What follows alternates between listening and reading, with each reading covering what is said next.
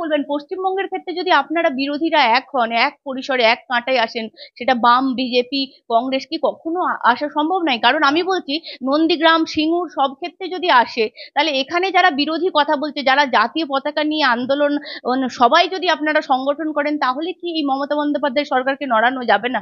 তাহলে আজকে তৃণমূলের বিরুদ্ধে মানুষকে সংগঠিত করতে গিয়ে যে যে ইস্যু আমরা তুলছি, আমাকে দেখতে হবে তারাই আমার সঙ্গে আসবে যারা সেই ইস্যুতে তৃণমূলের বিরুদ্ধে লড়ে যেতে রাজি আছে। এই যে পরামর্শ আপনি দিলেন, আমি মাথায় রাখবো, আপনার পরামর্শ অনুযায়ী আমি কাজ করব। কিন্তু আমি আপনাকে যেটা বলতে চাইছি, তাহলে দিল্লিতে কেন তৃণমূলকে নিলেন? এটাও তো আমাদের, এটাও তো, সেক্ষেত্রে তো কেন ওদের সাথে একসাথে রইলেন? এখানে যদি বিজেপি অচ্ছুত হয়, তাহলে ওখানে তৃণমূল কি করে নিলেন?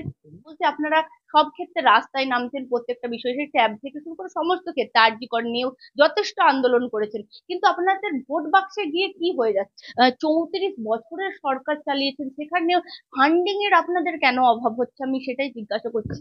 26-এর আগে আপনাদের কি সংগঠনে কোনো রদবদল হবে, বা 26-এ আর কয়েকটা দিন সময়, কার্যত 26-এ যেটুকু সময় হাতে পাচ্ছেন একদম কাজে লাগাবেন? আমি বলছি, সম্প্রতি ওয়াকআপ নিয়ে কথা বলছে শাসক দল।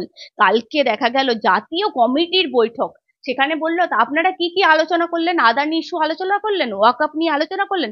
বললো কেন, আমরা তো 30 তারিখ রানী রাসমণি রোডে আলোচনা করবো। আরে, যেখানে কথা বলার, সংসদে কথা বলার, সেখানে না কথা বলে সাধারণ মুসলিমদের আবেগ নিয়ে আপনারা রানী রাসমণি রোডে ছেলে খেলা করবেন? কি বলবেন? উপনির্বাচনের ফল আমরা দেখতে পেলাম শূন্য, কার্যত জামানত বাজেয়াপ্ত হয়েছে সিপিএম এর, সেখানে দেখা গেল বিরোধী নেই। বলছে বিরোধী ধরা ছোঁয়ার বাইরে এই মুহূর্তে 26-এও কি এইরকমই ফল হবে? কিভাবে গোটা সংগঠনটা, গোটা এই মুহূর্তে দাঁড়িয়ে সিপিএম সাজাচ্ছে, বা নতুন করে কি খোল নলচে বাদ দেবে, বা কিভাবে কাকে বাদ দিলে, বা কি হলে, কি দুর্বলতা রয়েছে, কেন সিপিএম উঠে আসতে পারছে না? আন্দোলনের রাস্তায় থাকলেও, মানুষের জমায়েতে থাকলেও, বিভিন্ন রকম আন্দোলন সংগঠিত করতে পারলেও ভোট বাক্সে কেন তার ফল আসছে না? কারণ আপনারা প্রত্যেকেই দেখেছেন, আরজি করের আন্দোলন থেকে শুরু করে সমস্ত জায়গায়, আপনারা যদি গণ আন্দোলনের কথা বলে থাকেন, সেক্ষেত্রে সিপিএম এর নেতৃত্ব আমাদের রাজ্যে দেখা গেছে অনেকটাই। কিন্তু সিপিএম গণ আন্দোলনে থাকলেও কেন ভোট বাক্সে সেটা পরিণত করতে পারছে না? কি খামতি রয়ে যাচ্ছে? আমার সঙ্গে রয়েছেন সিপিএম এর রাজ্য সম্পাদক মোহাম্মদ সেলিম, কথা বলবো দাদার সাথে। কেন আপনারা পাচ্ছেন না? বলতে আপনারা সব ক্ষেত্রে রাস্তায় নামছেন, প্রত্যেকটা বিষয়, সেই ট্যাব থেকে শুরু করে সমস্ত ক্ষেত্রে, আরজি কর নিয়েও যথেষ্ট আন্দোলন করেছেন, কিন্তু আপনাদের ভোট বাক্সে গিয়ে কি হয়ে যাচ্ছে? ধন্যবাদ রোজিনা, অন্তত এটা স্বীকার করছিস যে আন্দোলন সংগ্রাম, গণ আন্দোলন, রাস্তায় সিপিএম আছে, বামপন্থীরা আছে। এটা প্রথম বামপন্থীর এটাই কাজ, মানুষের যে দাবি দাওয়া, যে তাদের যে সমস্যা, সেগুলোকে মাথায় রেখে আন্দোলন করা। ভোটের বাক্সে কেন প্রতিফলিত হচ্ছে না, এটা একটা বড় প্রশ্ন। প্রথমত একটা হচ্ছে যে ভোট আর আন্দোলন সংগ্রাম সংগঠনের ডিলিঙ্ক হয়ে গেছে। যেমন ব্যবসার ক্ষেত্রে এরকম চেষ্টা পাল্টেছে, এবং ভোটটা একটা ব্যবসায়িক প্রতিষ্ঠানের মধ্যে তৈরি গেছে, এবং ব্যবসায়িক প্রতিষ্ঠানগুলো সে কাজটা করে, তাতে একটা হিউজ মানির দরকার, টাকা। তো সেইখানে তুই কর্পোরেট ফান্ডিং, বা হচ্ছে তোমার গিয়ে ইলেকট্রাল বন্ড, বা হচ্ছে এই তোলাবাজি, বা কয়লা পাচার, গরু পাচার, এসবের টাকা বিজেপি বা তৃণমূলের কাছে একটা হিউজ টাকা আছে। তাহলে আগে যেটা ছিল শুধুমাত্র সাংগঠনিক যে শক্তি, তার উপর দাঁড়িয়ে ভোটটা হতো, সেক্ষেত্রে আমাদের কিছুটা দুর্বলতা তো স্বীকার করে নিতেই হবে।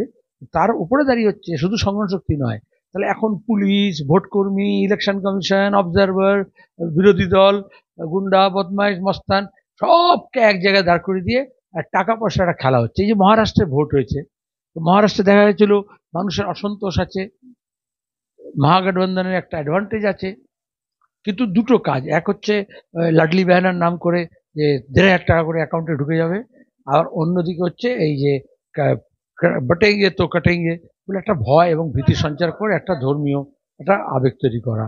আর লাস্টলি এখন হচ্ছে কাউন্টিং পর্যন্ত রিগিং, ইভিএম এখন কোর্টে যাচ্ছে, ভিভিপ্যাটের ব্যাপার বলেছে। তাহলে আমরা এখানে পঞ্চায়েতে দেখেছি যে তোমার গিয়ে একটা বড় অংশের মানুষ নিজের বুথ আগলানোর জন্য, ভোট আগলানোর জন্য লড়েছেন, এবং বামপন্থীরা ভালো ফল করেছে। কিন্তু ইলেকশন কমিশন যখন নির্বাচনটা পরিচালনা করছে আর ইভিএম দিয়ে করছে, আমরা দেখলাম অধীর বাবু এবং আমার ভোটের ব্যাপারে দেখা গেল সাধারণ মানুষের ভোটে তো আমরা জিতছি, কিন্তু দাঁড়িয়ে যখন গণনা হচ্ছে, তাহলে গোটা মেকানিজমের মধ্যে কিভাবে মানি পাওয়ার, মাসল পাওয়ার এবং তার সঙ্গে যে ম্যানিপুলেটিভ ট্যাকটিক্স ঢুকেছে, সেটাকে ইলেকশন কমিশনের ক্রেডিবিলিটি নষ্ট হচ্ছে। আর এটাকে সবটা বোঝা এবং তার অনুপাতে নিজের দিক থেকে প্রস্তুতি, সেটার জন্য যে রসদ লাগে আমরা সেই রসদ জোগাড় করছি। তাহলে একদিকে সংগঠনকে জোরদার করা, আন্দোলন সংগ্রামকে তীব্র করা, বুথ লেভেলের সংগঠনকে মজবুত করা, আর এই ওদের যে নানা রকমের ম্যানিপুলেটিভ টেন্ডেন্সি, তাকে আটকানোর জন্য কাউন্টার স্ট্র্যাটেজি কি হবে, সেটার জন্য আমরা এক্সপার্টস ওপিনিয়ন নিচ্ছি। আমি বলছি, আপনারা তো কৌটো নাড়িয়ে রীতিমতো টাকা আপনারা আম, সাধারণ মানুষের থেকে চাঁদা নেন নির্বাচনটা চালানোর জন্য। আমি বলি সেই যে এটুকু পান তাতে কি আপনাদের ফান্ডিং হচ্ছে না? তাছাড়া আরেকটা কথা আমি বলতে চাই, 34 বছরের সরকার চালিয়েছেন, সেখানে ফান্ডিং এর আপনাদের কেন অভাব হচ্ছে, আমি সেটাই জিজ্ঞাসা করছি। এখানে 13 বছরের সরকারের প্রথমত এক, এই যে কৌটো নাড়িয়ে টাকা সংগ্রহ করি, এটা তুই ভালো করে বলেছিস, কিন্তু অনেকে কটাক্ষ করে বলে আর কি। কিন্তু এটা তো হচ্ছে মানুষের জন্য কাজ করলে মানুষের কাছ থেকে রসদ সংগ্রহ করতে হয়, এক।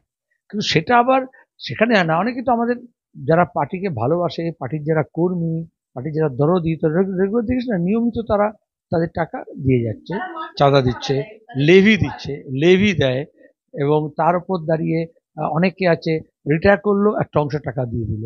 এটা হচ্ছে সিপিএম এর বড় প্রাপ্তি। কিন্তু যতই টাকা দিক, যে কর্পোরেট ফান্ডিং বা লুটের টাকা বা যে খাটের তলা থেকে যে টাকা বেরোচ্ছে, তার সঙ্গে তো এটা ম্যাচ করা যায় না। সেজন্য তো প্রশ্ন যথার্থ যে কিভাবে ম্যাচ করবেন। তাহলে আমাদেরকে আরো বেশি মানুষের কাছে আরো বেশি টাকা সংগ্রহ করতে হবে, এছাড়া অন্য কোনো উপায় নেই। কারণ আমরা ইলেকট্রাল বন্ডের বিরুদ্ধে শুধু না, এটা অনেকে ভুলে যায় যে সিপিআইএমই একমাত্র দল যে সুপ্রিম কোর্ট পর্যন্ত লড়ে ইলেকট্রাল বন্ডের তথ্যটা ফাঁস করেছে, কিভাবে আদানি, কিভাবে আম্বানি, গোয়েঙ্কা, তারা এই ধরনের বিজেপি, তৃণমূল, অন্যান্য সব বিরোধী দলগুলোকে টাকা দিয়েছে। তো সেটা তো আমরা সে টাকা নিচ্ছি না। কারণ আমি যদি তাদের টাকা নিই, তাহলে তাদের কথা বলতে হবে, তাদের ইস্যুগুলো সামনে আনতে হবে। আর আমি যদি মানুষের টাকা দিয়ে করি, 34 বছরের সরকার চালালেন, বলছি মানুষের টাকা নিয়ে যদি কাজ করি, তাহলে আমাকে মানুষের কথা বলতে হবে। আর 34 বছর আর 400 বছর চালাই, আমি তো সরকারের টাকা চুরি করছি না, সরকারের টাকা কি নিচ্ছি নাকি? কখনো না সম্ভব। তাহলে নৈতিকতা প্রশ্ন করতে থাকবে। কোনো ক্ষেত্রে সরকারি অ্যাকাউন্ট থেকে টাকা, এই যেমন ট্যাবের টাকা ঢুকে যাচ্ছে অনেক কাছে, সিপিএম এর 34 বছর বামফ্রন্ট সরকার আমলে কবে দেখেছি যে সরকারি ফান্ড থেকে টাকা পার্টির আন্ডার বা ভোটেরা ঢুকে যাবে? না সারদার উত্থান, তারপর আপনি যদি বলেন সারদার উত্থান থেকে শুরু করে গণশক্তিতে অ্যাডভার্টাইজমেন্ট থেকে শুরু করে, সেগুলো কি 34 বছরের সরকার টাকা নিয়েছিল না? তার কি কিছুই নেই? আবার কথা হচ্ছে, তো বিজ্ঞাপন নিয়েছিল, গণশক্তি নিয়েছিল, গণশক্তির টাকা সিপিএম কেন নেবে? এক, অবশ্যই যারা বিজ্ঞাপনের যে টাকা, তো বিজ্ঞাপন ছাপার জন্য, এটা তো আর ইলগটেন মানি নয়। আবার অন্যদিকে হচ্ছে এই সময় আবার একটা পত্রিকা ছাপতে হলে যে বিজ্ঞাপন দরকার, সে বিজ্ঞাপন আসছে না। আগের যা কিছু জমানো ছিল সেগুলো তো খরচ হচ্ছে, আবার সেটা সেই খাতেই খরচ হবে, এটা অন্য খাতে নয় যাবে। জ্যোতি বসু সেন্টারের জন্য আমরা টাকা তুলছি এবং সে সেন্টার তৈরি করছি, এই অবস্থার মধ্যে মানুষ টাকা দিচ্ছে, সেটা যদি ভোটে খরচ করা যাবে না, সেটা তো নির্দিষ্ট পারপাসে খরচ হচ্ছে। নির্বাচনের সময় নির্বাচনী তহবিলে আমরা চাঁদা নিই এবং লোকে টাকা দেয়, কিন্তু যত টাকা দেয় তাতে যা কাজ করি তার থেকে আরো বেশি কাজ করতে হবে, আরো বেশি টাকা লাগবে। তার জন্য আমাদের পদ্ধতি উদ্ভাবন করতে হবে, আরো বেশি মানুষের কাছ থেকে আরো বেশি টাকা আমাদের সংগ্রহ করতে হবে। তাই বলে তো আমরা তো আর কর্পোরেটের কাছে নিজেকে বন্ধ রাখতে পারি না। সংগঠনের ক্ষেত্রে কি পরিবর্তন আনা উচিত? কারণ আমি বলছি, আপনি রীতিমতো আপনি আসার পর আমি দেখলাম একুশের নির্বাচনে নতুন মুখ আনলেন, একদম ইয়ং জেনারেশন, ইয়ং ব্রিগেডকে আপনি সবসময় এগিয়ে দিয়েছেন, কিন্তু তাদেরকে দিয়েও তো আপনাদের ফল আসছে না। মানে আমি বলছি, আপনাদের তো টেস্টেড হয়ে যাচ্ছে, প্রত্যেকটাই আপনি টেস্ট করে নিচ্ছেন, কিন্তু ফল তো পাচ্ছেন না। এগুলো কোনো টেস্ট নয়, এগুলো লড়াইয়ের অংশ। এবং যত লড়াই হবে তাতে বর্ষে বর্ষে নতুন ছাত্রদল যেরকম স্কুলে আসে, সেরকম দলে দলে নতুন লোকজন আসবে এবং তাদের জায়গা করে দিতে হবে। এটা শুধু নির্বাচনী লড়াইয়ে নয়, এটা সংগঠনেও, আন্দোলনেও, সংগ্রামেও। কারণ একটা নতুন জেনারেশনের সঙ্গে কানেক্ট করতে হবে, শুধু ভোটে প্রার্থী নয়, তাই তাদের দাবি দাওয়া, তাদের উচ্চাসা, তাদের আকাঙ্ক্ষা, আশা, তাদের ভাষা, এই সবই আমাদেরকে আয়ত্ত করতে হবে। সেই জন্য সেই নতুন প্রজন্মকে আমাদের জায়গা করে দিতেই হবে। কতগুলো এই তোর প্রফেশনে এই ধরনের যে সমস্ত প্রফেশন আছে, সেখানে দাঁড়িয়ে দেখা যাবে যে নতুন অংশ, অল্প বয়সীরা যত এসছে তত বেশি আরো ভালো হয়েছে। তাদেরও ভালো হয়েছে, সে মাধ্যমে হয়েছে। তাহলে রাজনীতি ক্ষেত্রে কেন নয় কত কেন? আমাদের কাজ হচ্ছে আমরা এই বিদায় বেলায় নতুন অংশকে ধরুন আমরা হচ্ছে আমাদের ডিজিটাল মিডিয়াকে যথেষ্ট গুরুত্বপূর্ণ এখন ভূমিকা পালন করছে, তার জন্য অনেক খবর সামনে আসছে। সেরকম আমি বলছি মানুষের গ্রহণযোগ্যতা আমাদের ক্ষেত্রে বাড়ছে বলে আমরা এতটা কাজ করছি বা আরো নতুনরা কাজ করতে আসছে। কিন্তু আপনাদের যারা নতুন, আপনারা যারা যাদেরকে নামালেন 21-এ, তাদেরকে তো মানুষ সেইভাবে গ্রহণ করছে না। কেন করছে না? কারণ অনেকেই পাকা মাথার উপর ভরসা রাখছে। কার্যত আপনি নিজেও দেখেছেন, আপনাদের সবার জামানত বাজেয়াপ্ত হয়ে গেলে সুজন চক্রবর্তী আর আপনার বেঁচে গেছে কার্যত এই এই বাজারে। এটা এটা কাঁচা পাকার ব্যাপার নয়। হয়তো আমরা এমন আসনে দাঁড়িয়েছিলাম যেখানে আমাদের বেশি ভোট আছে, সেটা বড় কথা নয়। কিন্তু আবার ফেল করেছে তা তো নয়। নতুন অংশ এসছে, তাকে সবাই জানলো, লোকে সবে চিনলো, তারাও মানুষের কাছে সবে গেল। এরপর আরো কত বেশি আন্দোলন সংগ্রাম সংগঠনের মধ্যে তারা থাকবে এবং মানুষের কাছে যাবে তাদের। আচ্ছা, এই যে ডিজিটাল মিডিয়ার কথা বলছি, যতজন এই পোর্টাল চালু করেছিল তার সবাই কি একইভাবে সফল হয়েছে? আবার এমন অনেকে যারা শুরুতে ছিল এখন নেই, আবার অনেকে নতুন এসছে। এটা একটা ধারা, আমরা সেই ধারাকে যাতে মিয়ে না যায় তার চেষ্টা করব। প্রথম থেকেই নতুনকে স্বাগত করছেন। ডিজিটাল মিডিয়ার ক্ষেত্রে আপনাকে দেখলাম, আমি অনেক কটাক্ষ করেছে অনেকে, যেহেতু আপনি হায়ারিং করছেন কি ডিজিটালে আপনারা গুরুত্ব স্থাপন করবেন বলে আপনারা হায়ারিং করছেন, সেটাকে অনেকে কটাক্ষ হিসেবে নিলেও নতুন নতুনদেরকে যেভাবে স্বাগত জানার পদ্ধতি, তাতেও তো কিছু কি হবে মনে হচ্ছে। আচ্ছা, হায়ারিং শব্দটা এত খারাপ কবে থেকে হলো? অনেকে মনে করছে বোধহয় পার্টি কর্মী বা হোল্টে আমরা নিচ্ছি, তা তো নয়। আচ্ছা, আমি যদি এখান থেকে শিয়ালদার সাথে যাই, ট্যাক্সি একটা ভাড়া করতে হয়, তো খারাপ? ট্যাক্সিতে লেখাই থাকে ফর হায়ার। তাহলে তুমি আমার নিজের গাড়ি থাকলে আরো ভালো, যদি নিজের গাড়ি না থাকে, বলছি তোর কথা। সিপিআইএম তো অনেকগুলো ব্যাপারেই তো, আমরা যখন ডেকোরেটরদের ভাড়া করি না, যখন মঞ্চ সাজাই, ব্রিগেড যখন করি, আমরা ছোটখাটো মিটিং করলে পাড়া থেকে পার্টি থেকে চেয়ার টেবিল নিয়ে আসি। যখন ব্রিগেড করতে আসি অত আমাদের কাছে নেই। তো যেটা তোমার কাছে নেই বা কম আছে, যদি বেশি লাগে তাহলে তোমাকে একটা ভাড়া নিতে অসুবিধা কি আছে? আমরা তো কিনছি না, বা আমরা আমাদের কাজটা অন্য কাউকে দিচ্ছি না, আমাদের কাজটা আমাদের লোকজনই করবে। তাদেরকে ইকুইপ করার জন্য, ট্রেন করার জন্য আমাকে এক্সপার্টিস লাগবে না? একটা কথা আমি বলছি, আপনারা কি এই পশ্চিমবঙ্গের ক্ষেত্রে যদি ভাবেন, বিরোধীরা কি কখনো এক হতে পারবেন না? আমি বলছি, এই 34 বছরের বাম সরকারকে টলিয়েছিল বিজেপি, কংগ্রেস, তৃণমূল এক হয়ে। বলছি, এই পশ্চিমবঙ্গের ভবিষ্যতের জন্য কি আপনারা এক হয়ে বিরোধীরা লড়াই করতে পারবেন না? দিল্লিটা ভুলে যান না, এখানে যদি আপনারা এক হন মানুষের স্বার্থে, পশ্চিমবঙ্গের মানুষের স্বার্থে, আপনারা কি এক হতে পারবেন? আচ্ছা, আমরা তো এক হচ্ছি, নাহলে বামফ্রন্টটা কেন আছে? কত ঝামেলা ঝঞ্ঝাট, তাও বামফ্রন্ট আছে, শোনো নাও। তারপরে বামপন্থী দলগুলোকে সবাইকে একসঙ্গে নিয়েছি। তার বাইরে দাঁড়িয়েও যারাই হচ্ছে তোমার গিয়ে তৃণমূলের বিরুদ্ধে লড়তে চায়, এই অপশাসন দূর করতে চায়, তাদেরকে তো আমরা এক কাটটা করছি। তারা তো আসছে, আরো বেশি লোক আসবে। সেখানে দাঁড়িয়ে দিল্লিকে ভুলতে হবে কেন? তুই ভুলতে পারিস কখনো? পৃথিবীকে ভোলা যায় না, গাজাকে ভোলা যায় না। তুই শোনো, কেউ কেউ ভুলতে পারে। তাহলে সাম্বালে কালকে যা হলো ভুলে যাবো? তাহলে আদানি যে চুরি করলো ভুলে যাবো? তৃণমূল বললো এগুলো ভুলে যাবো, বিজেপি বললো ভুলে যাবো। কিন্তু আমাকে যদি রাজনীতি করতে হয়, তাহলে আমার যদি জিনিসের দাম বাড়ছে, তার বিরুদ্ধে সবাইকে এক কাট্টা করতে হবে। কিন্তু যার জন্য বাড়ছে তার বিরুদ্ধে বলতে হবে না? অবশ্যই বলবেন। পশ্চিমবঙ্গের ক্ষেত্রে যদি আপনারা বিরোধীরা এক হন, এক পরিসরে এক কাঁটায় আসেন, সেটা বাম, বিজেপি, কংগ্রেস, কি কখনো আসা সম্ভব নয়? কারণ আমি বলছি, নন্দীগ্রাম, সিঙ্গুর সব ক্ষেত্রে যদি আসে, তাহলে এখানে যারা বিরোধী কথা বলছে, যারা জাতীয় পতাকা নিয়ে আন্দোলন, সবাই যদি আপনারা সংগঠন করেন, তাহলে কি এই মমতা বন্দ্যোপাধ্যায় সরকারকে নড়ানো যাবে না? আব আয় উঠ পাহাড়কে নিচে, আসল কথা তোর বয়ে গেল। এক দুটোর মধ্যে প্রশ্ন আছে যে ওই সময় বামফ্রন্টকে সরানোর পেছনে সবাই এক কাট্টা হয়েছিল, চরম দক্ষিণপন্থী থেকে চরম বামপন্থীরা। তাহলে আর দ্বিতীয় প্রশ্ন হচ্ছে, তাহলে এখন এই তৃণমূলের অপশাসন দূর করার জন্য সবাই এক কাট্টা হবে না কেন? নাম ধরে বললে বলছি মানুষের জন্য। হ্যাঁ, অবশ্যই। তাহলে অন্তত যারা মানুষের কথা ভাবে, মানুষকে ঐক্যবদ্ধ করে এবং মানুষের স্বার্থবাহী, তাদের সবাইকে এক কাট্টা করতে হবে। এবার এখানে তুলি বিজেপি কারো একসঙ্গে আসছে, তো বিজেপিটা কোথায়? বিজেপি কে পশ্চিমবঙ্গে? কে?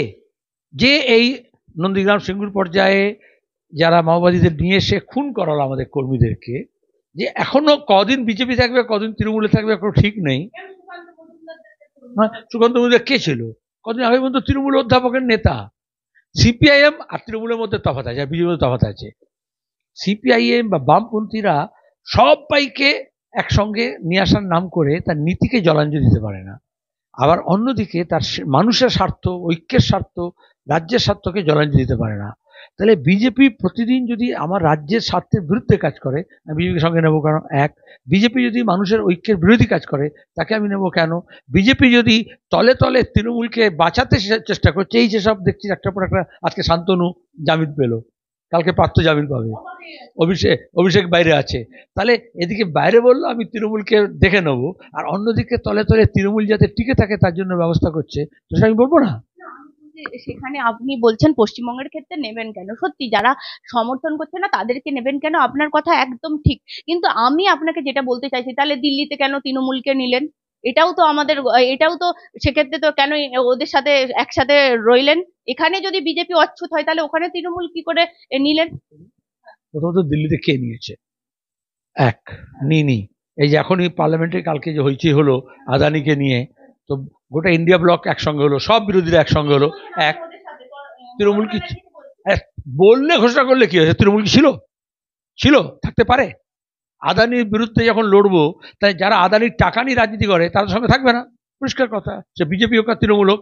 আচ্ছা, এই যে মহারাষ্ট্রের নির্বাচন হলো, এই যে ঝাড়খণ্ডের নির্বাচন হলো, এই যে তোমার গিয়ে হরিয়ানা নির্বাচন হলো, তো ইন্ডিয়া ব্লক লড়েছে, এক কাটটা হয়েছে অনেক জায়গায় এক কাটটা হয়ও নি।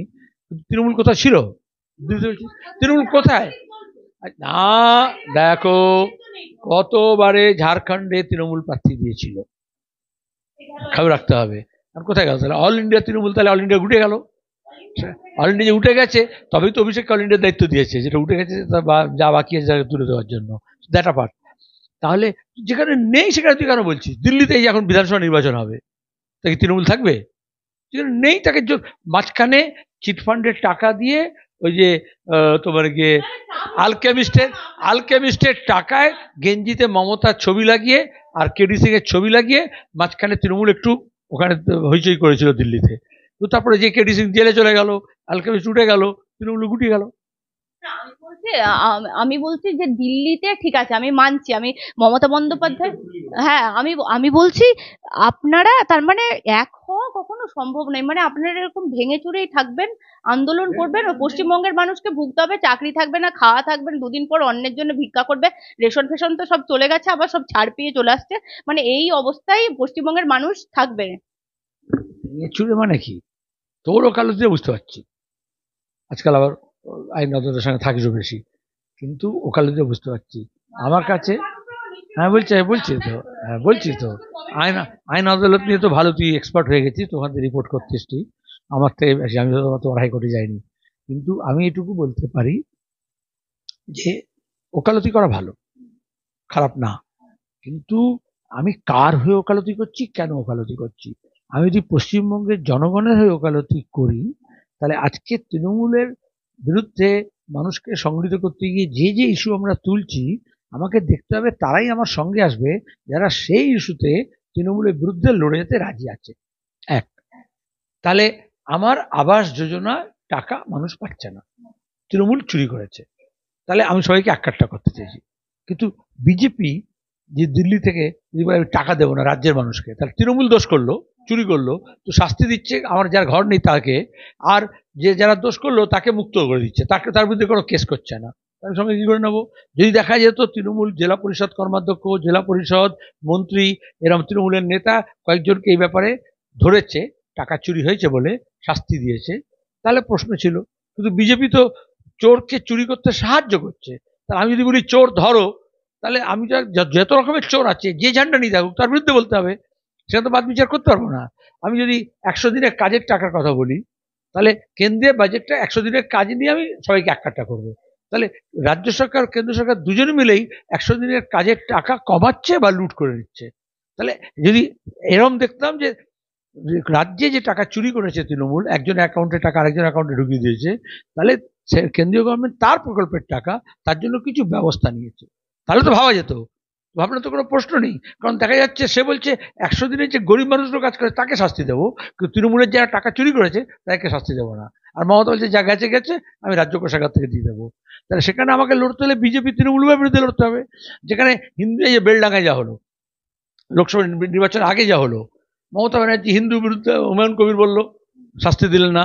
আবার ওদিকে বিজেপি মুসলমান বিরুদ্ধে বললো, তাহলে আমাকে যদি এই সাম্প্রদায়িকতার বিরুদ্ধে লড়তে হয়, তুই বলছিস তাহলে আপনি তৃণমূলের বিরুদ্ধে বিজেপিকে নিচ্ছেন না কেন? আবার একই লোক বলবে বিজেপি বিরুদ্ধে তৃণমূলকে নিচ্ছেন না কেন?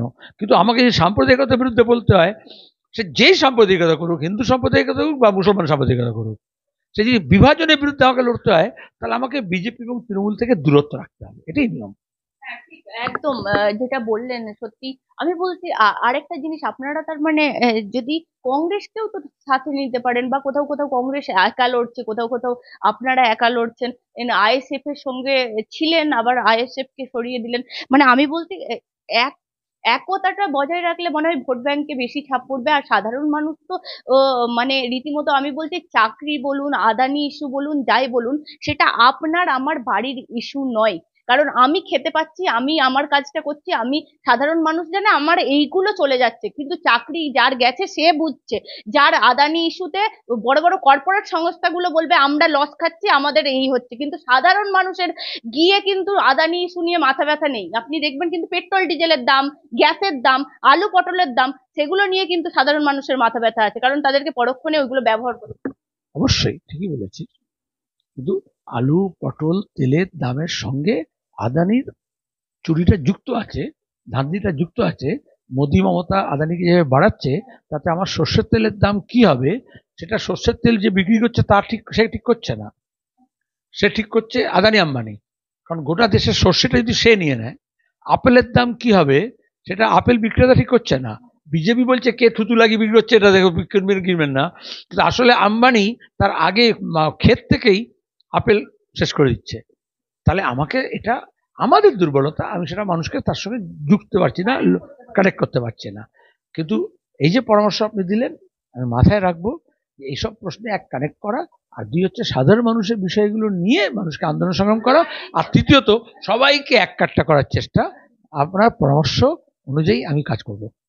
আমার পরামর্শ, আপনি অনেক দীর্ঘদিনের রাজনৈতিক ব্যক্তিত্ব, সত্যি আপনি যে আমাদেরকে সময় দেন, বঙ্গটিভিকে যেটুকু সময় দেন, সাধারণ মানুষের কাছে ডাইরেক্ট পৌঁছে যেতে পারি আমরা। পকেট থেকে তারা ফোন বার করলে আপনার এই গুরুত্বপূর্ণ কথাগুলো দেখতে পাবে। আমি বলছি আরেকটা জিনিস বলবো, আমি বলছি সম্প্রতি ওয়াকআপ নিয়ে কথা বলছে শাসক দল। কালকে দেখা গেল জাতীয় কমিটির বৈঠক, সেখানে বললো তা আপনারা কি কি আলোচনা করলেন? আদানি ইস্যু আলোচনা করলেন, ওয়াকআপ নিয়ে আলোচনা করলেন। বললো কেন, আমরা তো 30 তারিখ রানী রাসমণি রোডে আলোচনা করবো। আরে যেখানে কথা বলার, সংসদে কথা বলার, সেখানে না কথা বলে সাধারণ মুসলিমদের আবেগ নিয়ে আপনারা রানী রাসমণি রোডে ছেলে খেলা করবেন, কি বলবেন? ওয়াকফ নিয়ে তৃণমূল যত কম কথা বলে তত ভালো। আজকে বিজেপি ওয়াকফ নিয়ে এই যে হইচই করার সুযোগ পেয়েছে, কারণ এক, ওয়াকফ নিয়ে অনেক কেলেঙ্কারি হচ্ছে, সম্পত্তি বেহাত হচ্ছে, চুরি হচ্ছে। আর এখানে পশ্চিমবঙ্গে ওয়াকফ সম্পত্তি, ওয়াকফ বোর্ড রক্ষণাবেক্ষণ করতে অপারগ। দুই হচ্ছে আমরা যা কিছু সার্ভে করে যা সম্পত্তি লিস্ট করেছিলাম সেইটাতে ব্যাপারে এখন অনেক গন্ডগোল করছে। আর পুরসভা পঞ্চায়েত তৃণমূল পরিচালিত, তৃণমূলের এমএলএ এমপি মন্ত্রী নেতারা যেরকম পুকুর বোঝাচ্ছে, যেরকম সম্পত্তি দখল করছে, সেরকম অনেকেই ওয়াকফ সম্পত্তি দখল করছে। মালদা, মুর্শিদাবাদ, সর্বত্র, কলকাতা এক। কিন্তু এটা নিয়ে ওরা যেটা করছে, এটাকে আবার একটা ওই সিএনআরসির মতো বিজেপি বিরোধী তৃণমূল বিরোধী, এরা একটা বাইনারি তৈরি করতে চায় দুজনে, বিজেপি আর তৃণমূল। কিন্তু এখানে যা যা তৃণমূল করছে বিজেপি শাসিত রাজ্যে তার থেকে আরো বেশি করে তারা ওয়াকফ সম্পত্তি শেষ করে দিচ্ছে। এখন তো যেগুলো মসজিদ কবরস্থান আছে সেগুলোকে শেষ করতে চায়। আমরা পার্লামেন্টে 1997 সালে যুক্তফ্রন্ট সরকার তৈরি হয়েছিল দেবেগৌড়া গুজরালের, আমি প্রস্তাব করেছিলাম, তারপরে একটা জেপিসি হয়েছিল, বিজেপি সিকান্দারবাগ চেয়ারম্যান হয়েছিল, সেই জেপিসি রিপোর্ট আছে। বিজেপিকে চ্যালেঞ্জ করছি, তাহলে ওই রিপোর্টটা বার করে নিয়ে তারা ইমপ্লিমেন্ট করুক, তাতে কিভাবে সম্পত্তি রক্ষা করতে হবে, কিভাবে যে সম্পত্তিগুলো বেহাত হয়েছে সেগুলো ফেরত নেওয়া যাবে। আর এখানে পশ্চিমবঙ্গেও আমাদের এখানে তৃণমূল সরকারকে আমি বলছি যে তোমরা রাসমণি রোডে না গিয়ে অন্তত ওয়াকফ বোর্ডটা ঠিকমতো গণতান্ত্রিকভাবে চলে, দুর্নীতি মুক্তভাবে চলে এবং ওয়াকফের সম্পত্তি রক্ষণাবেক্ষণ হয়। আর আমরা একটা স্লোগান দিয়েছিলাম, ওয়াকফ ফর এডুকেশন। ওয়াকফের যা কিছু সম্পত্তি আছে ওয়াকিফ নামাকে মাথায় রেখে সেটাকে মেয়েদের শিক্ষার জন্য ব্যবহার করা হোক। সেটা কেন জঞ্জালে ফেলে দিল?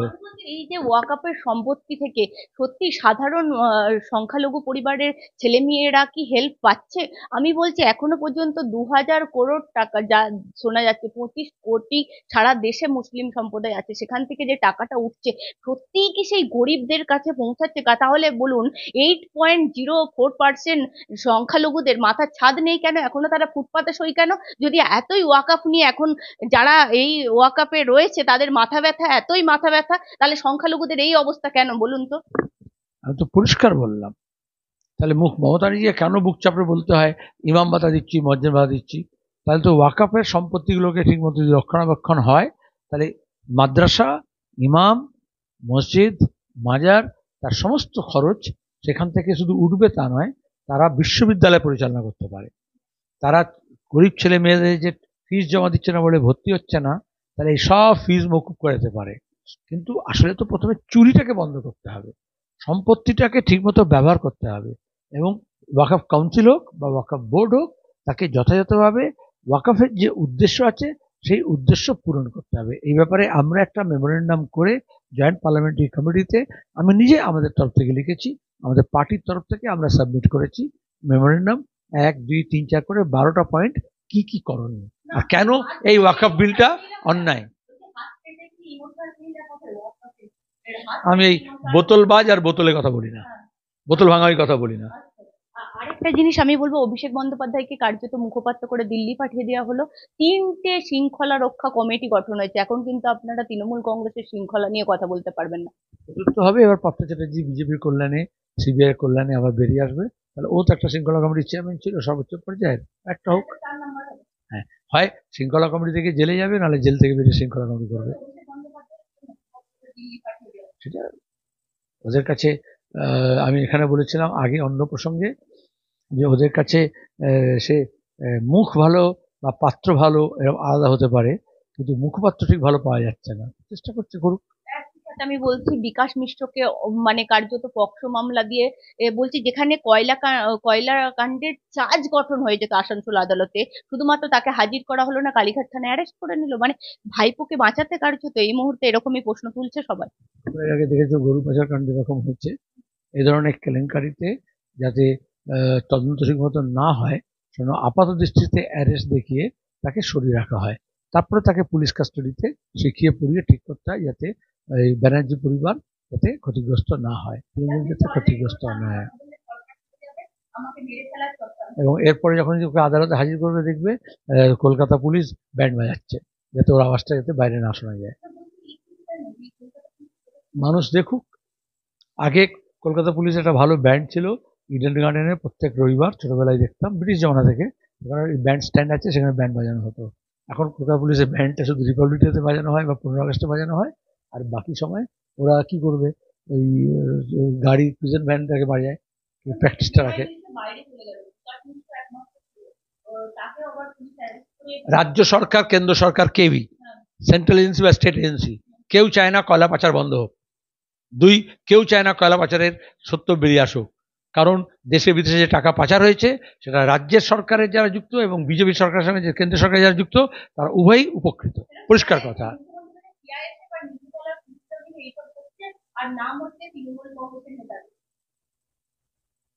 দুটো সরকার, কেন্দ্র এবং রাজ্যে, 2 সরকারের যারা হচ্ছে তোমার কি উচ্চপদস্থ আমলা এবং যাদের ভাইপো, ভাইজি, নেতা নেত্রীর ঘনিষ্ঠ, এরা যদি যুক্ত না হয়, তাহলে স্মাগলিং হয় না, কয়লা পাচার হয় না। কোনো রকমের পাচার কাণ্ডের সঙ্গে যুক্ত হতে হলে 4 হাত এক করতে হয়, যেমন বিয়েতে 4 হাত এক হয়, ওরকম কেন্দ্র এবং রাজ্য সরকারের যখন 4 হাত এক হয় তখনই পাচার হয়। 26-এর আগে আপনাদের কি সংগঠনে কোনো রদবদল হবে, বা 26-এ আর কয়েকটা দিন সময়, কার্যত 26-এ যেটুকু সময় হাতে পাচ্ছেন একদম কাজে লাগাবেন? এরকম রদবদল ঘোষণা করি না। আমাদের গণতান্ত্রিক নিয়ম অনুযায়ী তলা থেকে কনফারেন্স হয়, ইলেক্টেড লিডারশিপ হয়। দেখলে হুগলিতে ইতিমধ্যে দেখা গেল যে 30% আমাদের শাখা সম্পাদক নতুন হয়েছে। সর্বত্র সমান হবে না, কোথাও কম বেশি হবে। তারপরে এরিয়া কনফারেন্সগুলো শুরু হয়েছে, সেখানেও একটা নতুন অংশের নেতৃত্ব গড়ে উঠবে। যারা ছিল তারা খারাপ না, কিন্তু আমরা যেহেতু 3 টার্মে বেশি থাকতে পারবে না কমিটিতে সম্পাদক হিসেবে, তারা অন্যভাবে থাকবেন। আর একটা নির্দিষ্ট বয়স পার হয়ে গেলে তাদের হচ্ছে তোমার গিয়ে অন্য কাজ দেওয়া হবে, আবার বা কমিটি থাকবেন না। তৃতীয়ত আরো মহিলা, আরো আদিবাসী, তপশিলি, সংখ্যালঘু, প্রান্তিক মানুষ, ক্ষেতমজুর, দিনমজুর, এই ধরনের লোকজনকে আরো বেশি ইন্টিগ্রেট করতে হবে বলে কিছু লোককে নিজের জায়গায় ছেড়ে দিতে হচ্ছে। সুতরাং এটা একটা কন্টিনিউয়াস প্রসেস। গত কয়েকবার আমরা করেছি কনফারেন্সে, এবারে সেটা আরো নির্দিষ্টভাবে করা হবে।